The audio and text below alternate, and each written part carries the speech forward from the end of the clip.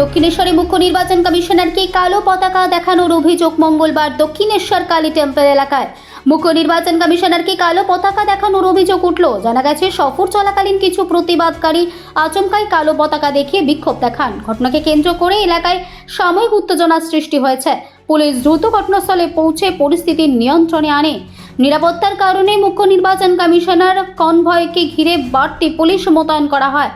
যদিও এই ঘটনায় এখনো পর্যন্ত কাউকে আটক করা হয়নি, সেই বিষয়ে স্পষ্ট করে কিছু জানানো এখনো পর্যন্ত হয়নি। উল্লেখ্য, আসন্ন বিধানসভা নির্বাচনে প্রস্তুতি খতিয়ে দেখতে রাজ্য সফরে রয়েছেন জ্ঞানেশ কুমার। বিভিন্ন প্রশাসনিক বৈঠক ও পরিদর্শনের কর্মসূচি রয়েছে তার।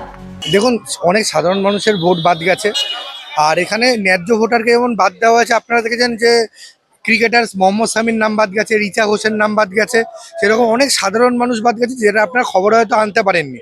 আমরা মাঠে ময়দানে থেকে জানতে পেরেছি, যাদের নাম বাদ গেছে তাদের হয়েই আমাদের লড়াই। আমাদের কোনো আত্মীয় হতে পারে, আপনারও আত্মীয় হতে পারে, অনেক সাংবাদিকের নাম, এমনকি জাজের নাম ভুল পর্যন্ত এসছে, সেটা দেখতে পেয়েছেন। তো এর জন্য দায়ী কে? দেখুন, উনি সামনে এসছেন, জ্ঞানেশ কুমার সামনে এসছেন। জ্ঞানেশ কুমারকে আমাদের একটা বার্তা পৌঁছানো, ন্যায্য ভোটারের নাম উনি বাদ দিলে উনি সেই মন্দির যান, মসজিদ যান, গির্জায় যান, যেখানেই যান না কেন, এরকম বিক্ষোভের সম্মুখীন ওনাকে হতেই হবে। আনন্দ আর ভালোবাসার দীপ্তিতে গড়া সমুজ্জ্বল পরমা, ঠিক তোমারই মতো। শ্যাম সুন্দর কোম্পানি জুয়েলার্স, আগরতলা, উদয়পুর, ধর্মনগর, কলকাতা।